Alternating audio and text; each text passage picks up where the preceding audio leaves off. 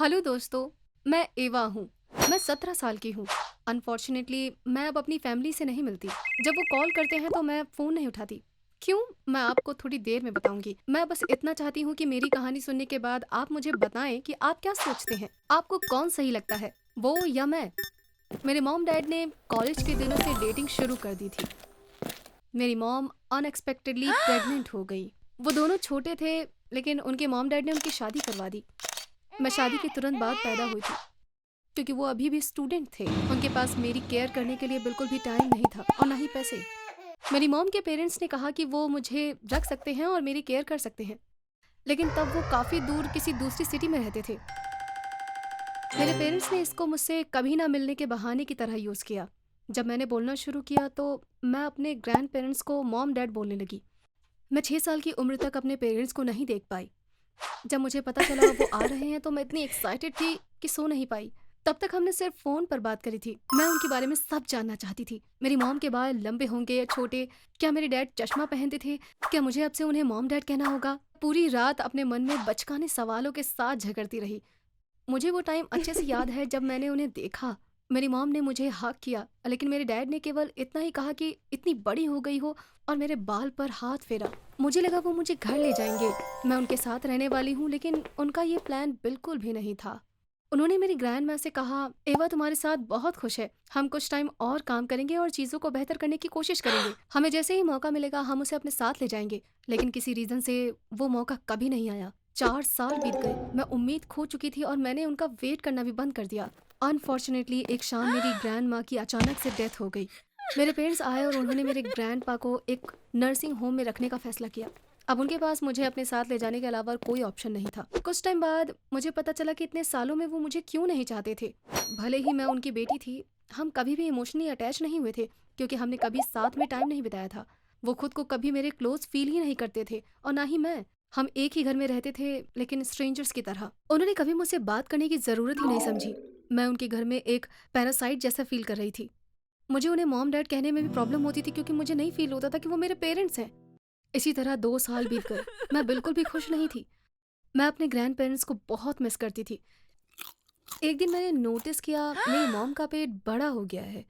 जब मेरी मॉम ने मुझे उसे घूरते हुए देखा तो उन्होंने कहा, जल्दी ही तुम्हें एक भाई मिलने वाला है। उस टाइम मैं बहुत अपसेट हो गई। क्या आप विश्वास करेंगे कि मेरी मॉम ने मुझे बताना भी जरूरी नहीं समझा कि वो प्रेग्नेंट है। मुझे एक बार फिर से रियलाइज हुआ कि मेरे पेरेंट्स को सच में मेरी कोई परवाह नहीं है। जब मेरा भाई ईथन हुआ तो ये और भी बुरा हो गया, क्योंकि तब मैंने देखा कि वो असल में पेरेंट्स के रूप में कितने केयरिंग हैं। मेरी मॉम ने अपना सारा टाइम भाई के साथ बिताने के लिए अपनी जॉब तक छोड़ दी। और भले ही मेरे डैड ऑफिस से वापस आने पर काफी थके हुए होते थे, वो घंटों ईथन के साथ खेलते और मैं देख सकती थी कि वो कितने एंजॉय करते थे। वीकेंड में वो ईथन के साथ बाहर जाते और पूरा दिन बाहर रहते। जाहिर है मुझे अपने साथ नहीं ले जाते। जाने से पहले मेरी मॉम मुझसे कहती, मैंने ईथन के कपड़े वॉशिंग मशीन में डाल दिए हैं, उन्हें धोकर ड्रायर में डाल देना और अपने डैड की शर्ट को आयरन करना मत भूलना। नॉर्मली मुझे ये करने में बिल्कुल कोई प्रॉब्लम नहीं थी, लेकिन मुझे दुख इस बात का होता था कि वो मेरी मॉम का मुझसे बात करने का रीजन था। थैंकफुली कम से कम मैं अकेली नहीं थी। मैं अपनी बेस्ट फ्रेंड हार्पर के साथ सब कुछ शेयर कर सकती थी। उसने सच में मेरी बहुत हेल्प करी इसमें। मैं जब भी कभी अपसेट फील करती तो मैं उसके घर चली जाती, क्योंकि वो मेरे बहुत क्लोज थी। भले ही मैं उसे वही बातें बताती थी, लेकिन वो हमेशा सुनती थी। जब मैं रोती थी तो वो बिना कुछ कहे मेरे बालों को सहलाती और मुझे बहुत सुकून मिलता था। हार्पर ने उस समय मुझ पर बहुत बड़ा एहसान किया। उसके लिए मैं अब भी थैंकफुल हूँ। उसकी फैमिली को उसके डैड की जॉब की वजह से अब्रॉड जाना था, लेकिन हार्पर उनके साथ नहीं जाना चाहती थी। इसलिए उसके पेरेंट्स ने उसके लिए एक बोर्डिंग स्कूल ढूंढा। हार्पर ने मुझसे पूछा कि क्या तुम मेरे साथ बोर्डिंग स्कूल में आना चाहती हो। मैंने उससे कहा कि ये अच्छा ख्याल है, लेकिन मुझे नहीं पता कि मेरे पेरेंट्स क्या कहेंगे। उसी टाइम मुझे पता था कि वो एक्चुअल में इस बात से खुश होंगे, और जैसा मैंने सोचा वैसा ही हुआ। जब मैंने अपने पेरेंट्स को बताया तो उन्होंने एक दूसरे को देखा। उन्होंने इसे छिपाने की कोशिश की, लेकिन मैं बता सकती थी कि वो खुश थे।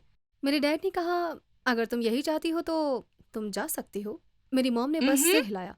वो अपनी स्माइल को छुपाने की बहुत कोशिश कर रही थी। उनके रिएक्शन से मैं दुखी नहीं हुई, क्योंकि मैं उन्हें तब तक अच्छे से जानने लगी थी। मैं बस खुश थी कि मुझे अब उनके साथ नहीं रहना पड़ेगा। बोर्डिंग स्कूल ने तुरंत मेरी लाइफ बदल दी। हमारा स्कूल एक जंगल में था। फाइनली मुझे शांति फील हुई। हार्पर और मैं एक साथ लंबी वॉक पर गए। हमने अभी अभी टिकटॉक के बारे में सुना था, तभी इतना फेमस नहीं था जितना अब है। हार्पर और मैंने साथ में एक चैनल शुरू किया। हम अपने जंगल की वॉक पर नए वीडियोस बनाते और उन्हें पोस्ट करने लगे। हम सभी बड़े ट्रेंड्स में टॉप कर रहे थे। हमारे फॉलोअर्स भी बहुत बढ़ रहे थे। केवल एक प्रॉब्लम थी, स्कूल में ज़्यादातर लोग टिकटॉक को गलत समझते थे। अनफॉर्चुनेटली हार्पर इससे बहुत परेशान हो जाती थी, लेकिन मुझे अपनी फैमिली की वजह से चीज़ों की आदत थी। एक टाइम था जब हार्पर मुझे दिलासा देती थी और मैं अब उसे दिलासा दे रही थी। इसी तरह हम वीडियोस बनाते थे। जैसे जैसे टिकटॉक पॉपुलर होता गया, हम ज़्यादा लोगों तक पहुंचने लगे। सबसे अच्छी बात ये थी कि कुछ टाइम बाद ब्रांड्स ने टिकटॉक को सीरियसली लेना शुरू कर दिया। हमें कोलैबोरेशन प्रपोजल भी मिल रहे थे। पहले तो प्राइस सच में बहुत कम थे, लेकिन जल्दी ही वो बढ़ गए।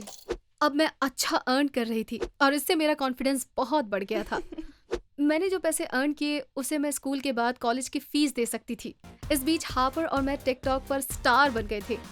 एक टीवी चैनल ने हमें ये कहकर कांटेक्ट किया कि वो हमारे ऊपर न्यूज़ कवर करना चाहते हैं। स्कूल ने हमें परमिशन दे दी। न्यूज़ में उन्होंने हमें स्कूल जाने वाले बच्चे कहा जो टिकटॉक स्टार बन गए। इंटरव्यू के दौरान रिपोर्टर ने हमसे पूछा कि टिकटॉक से आप कितना कमा रहे हो। हापा ने मजाक में कहा कि हम आपको एग्जैक्टली नहीं बता सकते, लेकिन हम डेफिनेटली अपने मॉम डैड से बहुत ज़्यादा कमा रहे हैं। और हम दोनों हंसने लगे। शूटिंग के टाइम मैं प्रिडिक्ट नहीं कर पाई, लेकिन वो सेंटेंस मेरी लाइफ को पूरी तरह बदल देगा।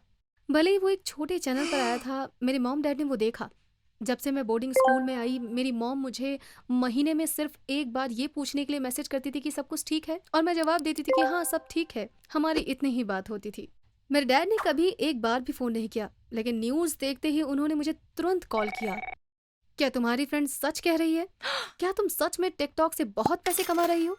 मैंने कहा मैं कुछ तो कमा रही हूँ। मैं अपसेट थी कि वो मुझे पैसे के लिए कॉल कर रहे थे। उन्होंने कहा कि तुम कितना कमा रही हो? तुम 18 की भी नहीं हो। तुम वो पैसे मुझे दे दो, मैं तुम्हारा डैड हूँ। मैं काफी सुन चुकी थी। मैंने कहा क्या आपको अब रियलाइज हुआ कि आप मेरे डैड हो, जब आपको पता चला कि मेरे पास पैसे हैं? मैं भी सोचती थी कि आप मेरे डैड हो, लेकिन सालों से आपने मुझे सिखाया कि आप नहीं हो, और मैंने फोन काट दिया। उन्होंने फिर मुझे बहुत बार कॉल किया, लेकिन मैंने उनका फोन नहीं उठाया। फिर मेरी मॉम ने मुझे कॉल किया, लेकिन उनकी कॉल का भी मैंने जवाब नहीं दिया। उन्होंने मुझे लाखों मैसेजेस किए। वो बेशर्मी से पैसों के बारे में बातें कर रहे थे। नॉर्मल कंडीशन में मैं उन्हें अपने सारे पैसे भेज देती, लेकिन मैं इतनी गुस्सा थी कि वो मेरे पैसे के पीछे हैं। मैंने खुद से प्रॉमिस किया कि मैं उन्हें कभी भी अपने पैसे नहीं दूंगी। उस शाम हापर और मैंने ऑनलाइन रिसर्च करी। हमें जो मिला उसके अकॉर्डिंग अगर मैं अपने मॉम डैड के साथ रहती तो उन्हें मेरे सारे पैसे लेने का अधिकार होता। लेकिन अगर आप एक घर में नहीं रहते हैं तो इसका डिसीजन जज लेते हैं। इसीलिए अगर आप जज को कन्विंस कर लेते हैं तो पेरेंट्स आपके पैसों को नहीं छू सकते। अगले दिन मेरे डैड मेरे स्कूल आए, लेकिन एक सरप्राइज उनका वेट कर रहा था। मैं स्कूल में नहीं थी। मुझे पता था कि वो ऐसा कुछ करेंगे, इसीलिए हापर और मैं सुबह जल्दी उठे और स्कूल से चले गए। हापर के डैड ने हमारा एक वकील से अपॉइंटमेंट फिक्स कर दिया था। हम वकील के ऑफिस गए। मैंने उन्हें सब कुछ बता दिया था। उन्होंने मुझे बताया कि तुम अपने ग्रैंड पेरेंट्स के साथ रहती थी। अगर तुम अपने ग्रैंडफादर के पास वापस चली जाती हो तो तुम्हारे पेरेंट्स तुमको टच भी नहीं कर सकते, क्योंकि जहाँ तक मैं समझती हूँ तुम्हारे पेरेंट्स को सिर्फ तुम्हारे पैसों की परवाह है। एक बार हम ये कोर्ट में प्रूव कर देंगे तो जज तुम्हारा फेवर में फैसला देंगे। उसके बाद तुम अपने दादाजी के साथ रह सकती हो और कोई भी आपके पैसे पर क्लेम नहीं कर पाएगा। और ठीक ऐसे ही हुआ। मेरी वकील फेलिशिया ने मुझे मेरी लालची फैमिली से बचाया। अब वो मुझे छू भी नहीं सकते। कुछ पैसे से मैंने एक अच्छा घर खरीदा जहां मैं अपने दादाजी के साथ रह सकती थी, लेकिन जब हम वहां चले गए तो मुझे बोर्डिंग स्कूल छोड़ना पड़ा। इसीलिए हापर भी हमारे साथ शिफ्ट हो गई और हम दोनों एक नए स्कूल में जाने लगे। वैसे मैं जानती हूँ कि आप मेरे टिकटॉक अकाउंट जानना चाहते हो, लेकिन लीगल रीजन से मैं उसे आपसे शेयर नहीं कर सकती। मैं आपको सिर्फ एक हिंट दे सकती हूँ। हाल ही में मेरे दादाजी भी मेरी वीडियोस में आने लगे हैं। मेरी कहानी सुनने के लिए बहुत बहुत शुक्रिया। मैं आपको अपना सवाल याद दिलाना चाहती हूँ। आपको क्या लगता है कि कौन सही है, मैं या मेरे पेरेंट्स? मुझे प्लीज़ कमेंट में ज़रूर बताइएगा। फिर मिलेंगे। बाय।